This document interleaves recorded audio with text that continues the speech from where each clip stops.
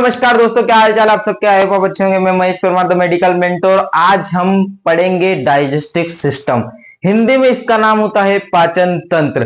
पाचन तंत्र के अंदर कौन कौन से ऑर्गन भाग लेते हैं, ये पूरी डिटेल आज हम इस वीडियो में पढ़ेंगे, इस लेक्चर में पढ़ेंगे। डाइजेस्टिव सिस्टम जो अपना होता है, ये किस चीज के लिए रिस्पॉन्सिबल होता है, ये सारी चीजें डाइजेस्टिव का अपने जो खाना रहता है उसका एब्जॉर्प्शन, एलिमिनेशन, इनटेक, सारी चीजें आज हम पूरी डिटेल में पढ़ेंगे।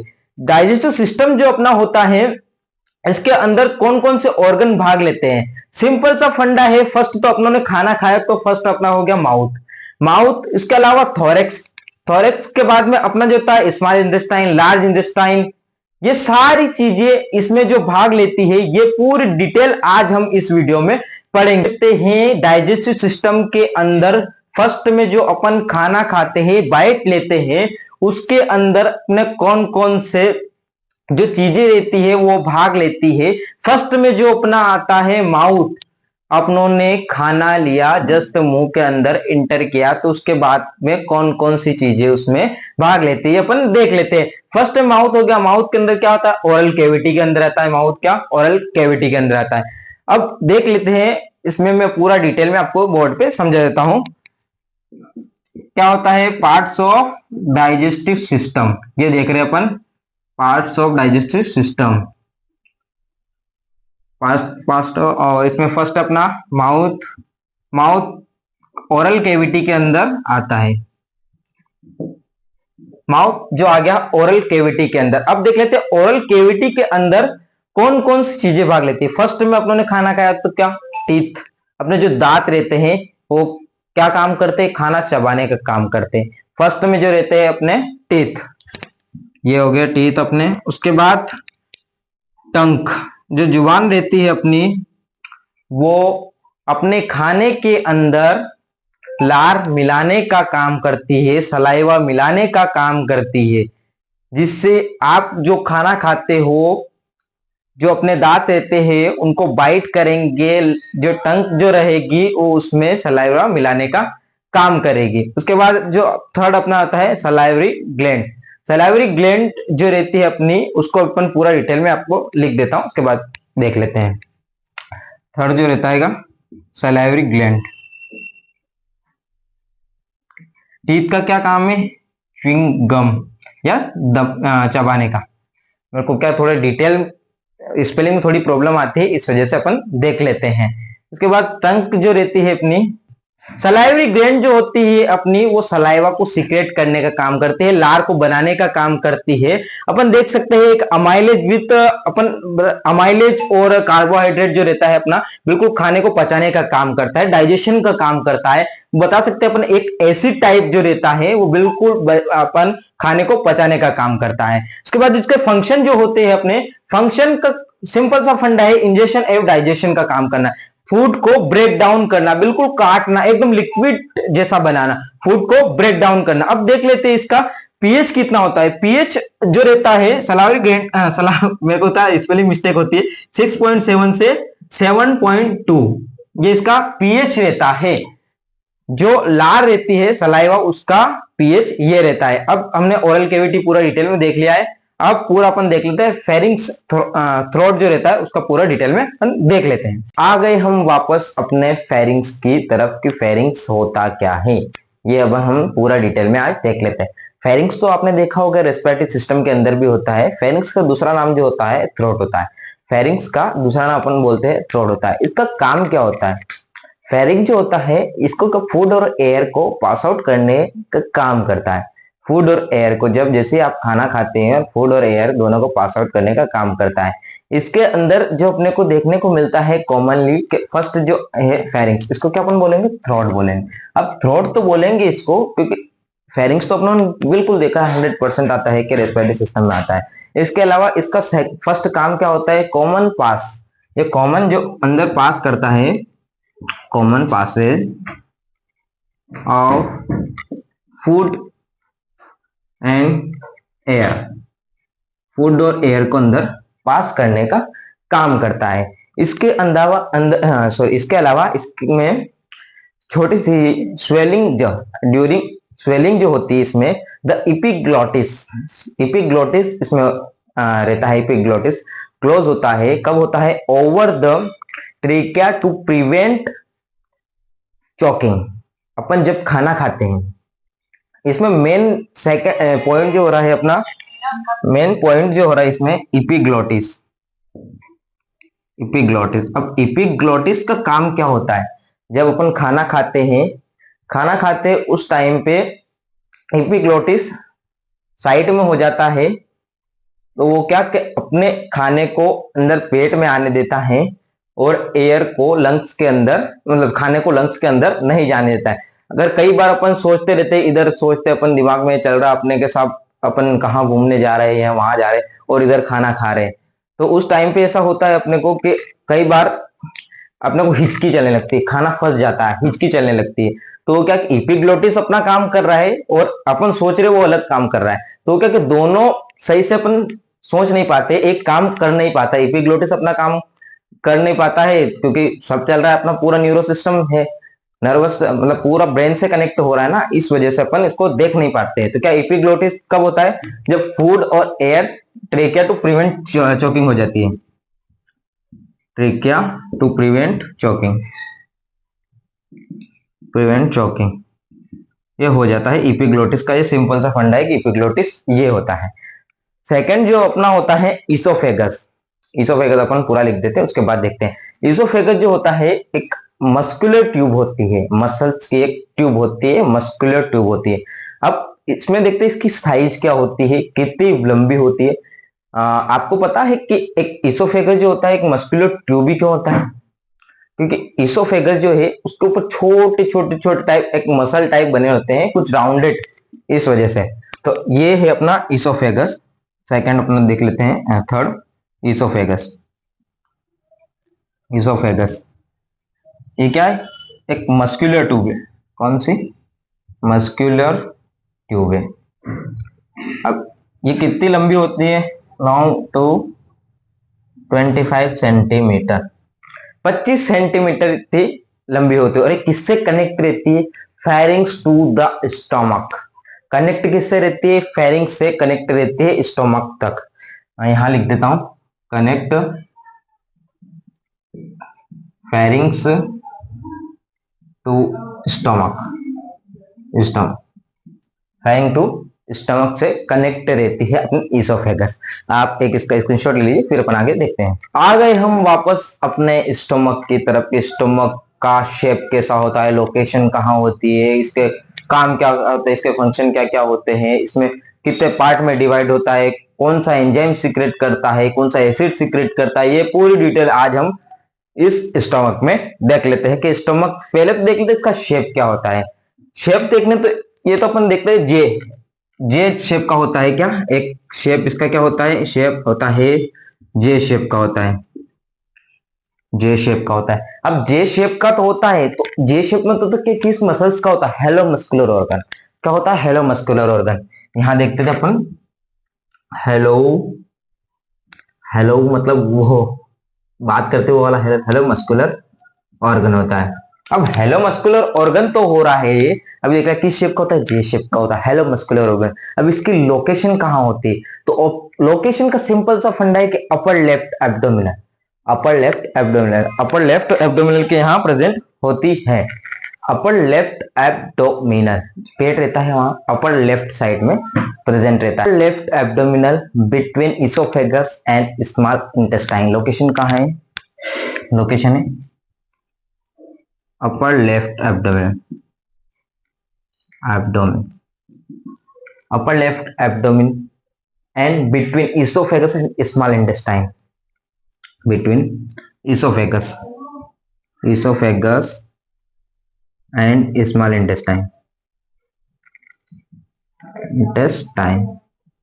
लोकेशन इसके अब भी देखिए, अपर लेफ्ट एब्डोमेन, जब पेट रहता है उससे ऊपर रहता है इसोफेगस, और इसके अलावा इसोफेगस एंड स्मॉल इंटेस्टाइन। ये अब देख लेते हैं इसके फंक्शन क्या क्या होते हैं। फंक्शन देखने से पहले अपन इसका जो अपना स्टोमक रहता है ये अपन देख लेते हैं पूरा, कि स्टोमक में कौन कौन से ये कितने पार्ट में डिवाइड होता है।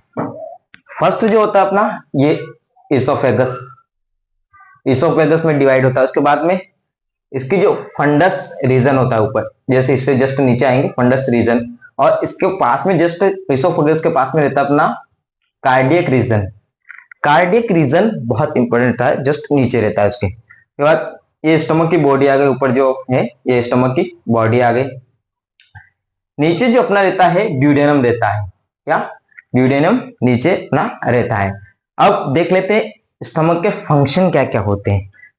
फंक्शन देखने से पहले अपन देखते हैं कि जो अपना स्टमक रहता है वो सबसे ज्यादा सिक्रीट करता है, क्या सिक्रीट करता है, सबसे ज्यादा सिक्रीट करता है गैस्ट्रिक जूस। अब बहुत सारे बोलेंगे गैस्ट्रिक जूस क्या क्या होते हैं। गैस्ट्रिक जूस में HCl प्लस पेप्सिनोजन, HCl और पेप्सिनोजन दोनों को सिक्रीट करता है। बहुत सारे बोलते हैं ना कि मुझे सब ज्यादा HCl बन गया या खाना ज्यादा खा लिया तो डकार ज्यादा आ रही, एसिड ज्यादा बन गया है, गरम गरम डकार आती है, तो इसकी वजह से आती है अपने स्टमक में HCl और पेप्सिनोजन की। तो क्या करता है, secrete gastric juice, secrete gastric juice, gastric juice को सिक्रीट करता है। अब गैस्ट्रिक जूस में क्या क्या है, HCl plus pepsinogen, pepsinogen, HCl plus pepsinogen दोनों को सिक्रीट करता है। फिर फर्स्ट हो गया। सेकेंड होता है, क्या करता है HCl, क्या करता है, किसको किल करता है, माइक्रोब्स को किल करता है और एक्टिवेट करता है पेप्सिनोजन को।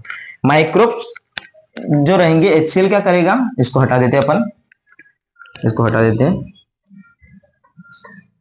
HCl क्या काम करेगा अपना, माइक्रोब्स को किल करेगा, माइक्रोब्स किल्स। और इसके अलावा माइक्रोब्स को तो किल कर रहा है, एक्टिवेट किसको करेगा, पेप्सिनोजन को एक्टिवेट करेगा, एक्टिवेट पेप्सिनोजन,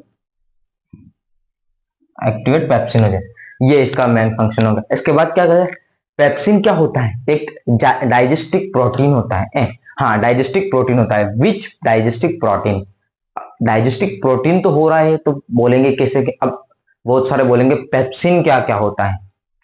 पेप्सिन एक अपना होता है, एक एंजाइम होता है, एक एंजाइम होता है जिसे अपन पेप्सिनोजन या पेप्सिन भी बोलते हैं। इसका काम क्या होता है, ये क्या काम करता है, फूड और सेमी जो लिक्विड रहता है उसको बिल्कुल एकदम पिघलाने का काम करता है, बारीक करने का काम करता है। अपन ऐसा बोल सकते हैं उसको, क्योंकि बिल्कुल HCl जो रहता है उसका pH रहता है 2 to 3, 2 to 3, ऐसा नहीं है कि 2 डबल 2 नहीं है, 2 to 3। क्या काम करता है, मिक्स फूड। HCl ये अपना स्टमक क्या काम करता है, फूड को मिक्स करता है, फूड को मिक्स करता है। फूड को मिक्स तो किया इसने, क्या फूड को मिक्स कर लिया सब इसने, अब सेमी लिक्विड और इसको पूरा लिक्विड टाइप बना देगा। क्या कर देगा, एक लिक्विड टाइप बना देगा, लिक्विड, सेमी लिक्विड यहां लिख देते हैं, सेमी लिक्विड। और एकदम बिल्कुल एकदम इसको बारीक, क्या साइंटिफिक है, क्या इसको ऐसा बना देगा। ये देख लिया हमने, स्टमक देख लिया। अब देख लेते हम स्मॉल इंटेस्टाइन, स्टमक पढ़ के हम आ गए अपने स्मॉल इंटेस्टाइन के। स्मॉल इंटेस्टाइन होता क्या है, सबसे मेन बात तो है कि स्मॉल इंटेस्टाइन अपने डाइजेस्टिव सिस्टम में सबसे बड़ी होती है, सबसे बड़ी आग बोल सकते हैं, कुछ भी बोल सकते हैं पर इसकी लेंथ जो होती है वो 6 मीटर यानी 6 मीटर की होती है, 6 मीटर। इसको हटा देते हैं अपन यहां से। स्मॉल इंटेस्टाइन को होती है, इसकी लेंथ होती है अपने 6 मीटर, 6 मीटर तो इसकी लेंथ होती है।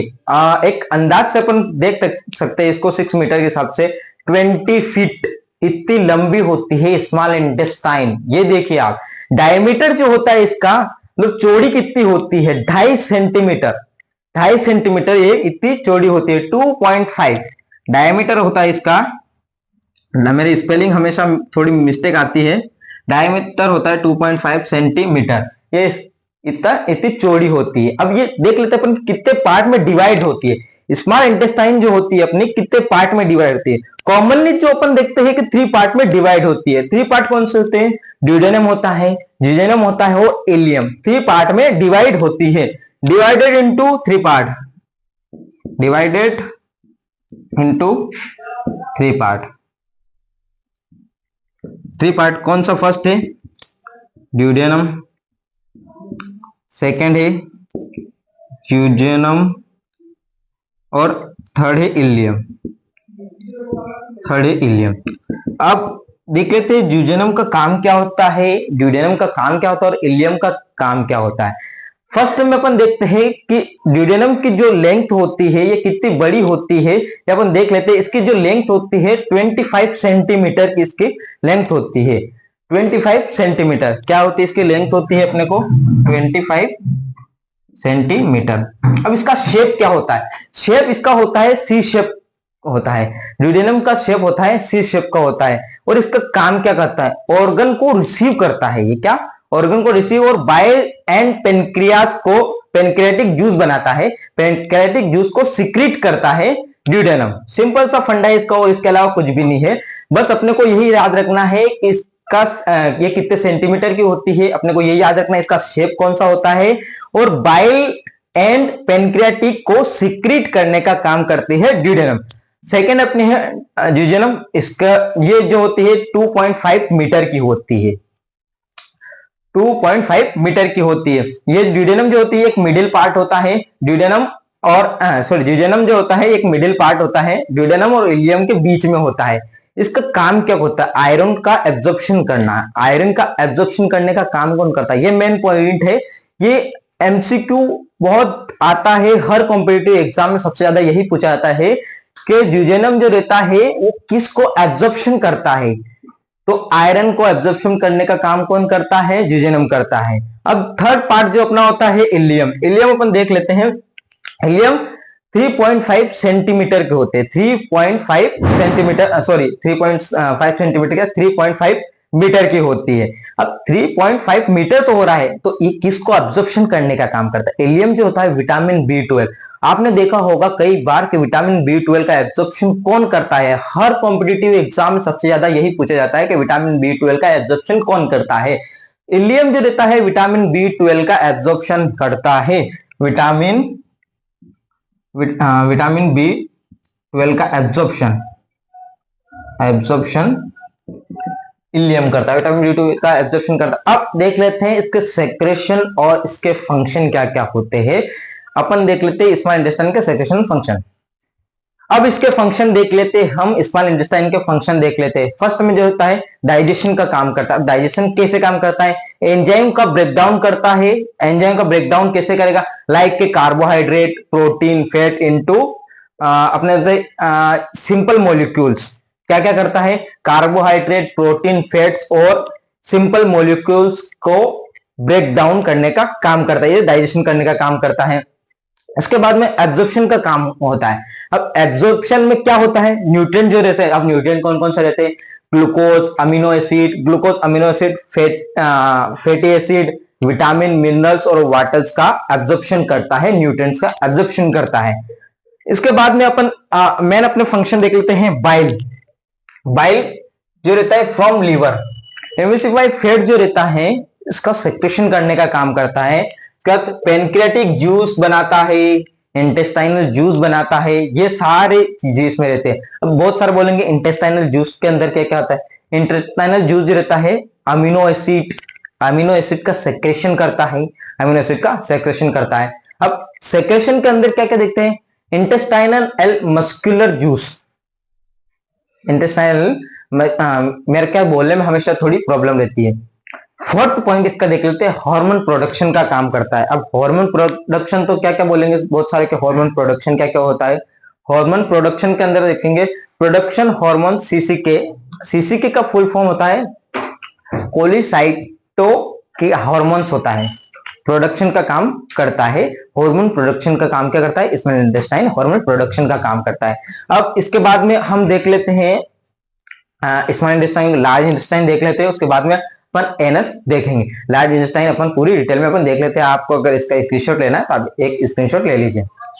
डाइजेस्टिव सिस्टम ऑफ, ये देख लेते हैं। फाइनल पार्ट जो होता है डाइजेस्टिव सिस्टम का, ये देख लेते हैं हम लार्ज इंटेस्टाइन के। लार्ज इंटेस्टाइन का काम क्या होता है, कितनी बड़ी होती है, कितनी छोटी होती है, ये अपन देख लेते हैं। लार्ज इंटेस्टाइन जो होती है 1 to 5 मीटर लॉन्ग होती है, 1 to 5 मीटर लॉन्ग होती है और ये 6 to 7 सेंटीमीटर की वाइड होती है या चौड़ी होती है। इसको अपन देख लेते हैं। इसका काम क्या होता है ये देखते हैं। रिस्पॉन्सिबल फॉर एब्जॉर्बिंग वाटर, और इलेक्ट्रोलाइट क्या होता है? रिस्पॉन्सिबल फॉर एब्जॉर्बिंग वाटर और इलेक्ट्रोलाइट क्या काम करता है? जो अपना जो सॉलिड फेज जो होता है उसको बनाने का काम करता है, सॉलिड फेज बनाने का काम करता है। जैसे आपने खाना खाया, खाना खा के स्मॉल इंटेस्टाइन और लार्ज इंटेस्टाइन को सॉलिड फेज में बनाने का काम करता है, फूड को सॉलिड फेज में बनाने का काम करता है। अब देख लेते हैं ये कितनी बड़ी होती है, मैं लिख के बताता हूँ, नहीं तो बहुत सारे लोग भूल जाएंगे। 1 to 5 मीटर लॉन्ग और 1 to 5 मीटर लॉन्ग होती है और 6 to 7 सेंटीमीटर विंड होती है, चौड़ी होती है 6 to 7 सेंटीमीटर ये होती है। काम क्या करती है? रिस्पॉन्सिबल फॉर एब्जॉर्बिंग वाटर और electrolyte, absorbing water and electrolyte. अब वाटर और इलेक्ट्रोलाइट को रिस्पॉन्सिबल होता है, तो क्या फूड फॉर्मिंग करके क्या बनाती है? सॉलिड फेस में बनाती है। फूड फॉर्मिंग करके क्या? सॉलिड फेस में बनाती है। सॉलिड फेस तो बनाती, कैसे बनाती? फूड फॉर्मिंग करके बनाती है। अब देख लेते हैं इसके पार्ट क्या क्या होते हैं। ये अपन देख लेते हैं कि जो अपने लार्ज इंटेस्टाइन है इसके पार्ट क्या क्या होते हैं। लार्ज इंटेस्टाइन के part, large intestine commonly 5 part में डिवाइड होती है, कि 5 पार्ट में डिवाइड हो रही है। फर्स्ट होता है अपना, बहुत सारे को बोलने में अलग अलग आता है, केकम, केइन, बहुत सारे ऐसे बोलते हैं इसको, तो सबकी प्रोनाउंसिएशन अलग अलग होते हैं। फर्स्ट होता है केकम, दूसरा होता है असेंडिंग कॉलम, थर्ड जो होता है डिसेंडिंग कॉलम, फोर्थ होता है सिग्मोइड कॉलम और पांचवा होता है rectum and canal. Rectum and anal canal जिसे अपन बोल सकते हैं। इसमें फर्स्ट होता है केकम। ये जो केकम होता है इसका काम क्या होता है? ये कनेक्ट रहता है अपने इलियम से कनेक्ट रहता है। जो स्मॉल इंटेस्टाइन है उसका थर्ड पार्ट जो होता है उससे कनेक्ट रहता है, जुड़ा हुआ रहता है, which prevent break down to content. जो ये अपने केकम जो रहता है वो ब्रेक डाउन करता है, किसको? कंटेंट करता है, सॉरी मैं भूल गया हूं, ब्रेक डाउन करता है। और सेकंड जो होता है असेंडिंग कॉलम, असेंडिंग कॉलम बोल सकते हैं, ऐसी कोई बात नहीं है। असेंडिंग कॉलम, इसमें ये इसका काम क्या होता है? Ascending upper two the right side of abdomen, जो पेट होता है उसके राइट साइड में प्रेजेंट होता है। और इसके अलावा एब्जॉर्ब क्या करता है? रिमेनिंग वाटर एंड इलेक्ट्रोलाइट को एब्जॉर्ब करने का काम करता है। रिमेनिंग देखिए आपके रिमेनिंग जो होता है इसको एब्जॉर्ब करने का काम करता है, मतलब बचाने का काम करता है, या बचा हुआ अपन इसको बोल सकते हैं। यह असेंडिंग कॉलम का काम होता है। थर्ड जो होता है अपना डिसेंडिंग कॉलम होता क्या है? ये होता है अपना डिसेंडिंग कॉलम जो रहता है वो क्या करता है? जो अपने लेफ्ट साइड, जो एब्डोमेन के लेफ्ट साइड में प्रेजेंट होता है और खाने को रन यानी आगे पहुंचाने का काम करता है, और फोर्थ होता है सिग्मोइड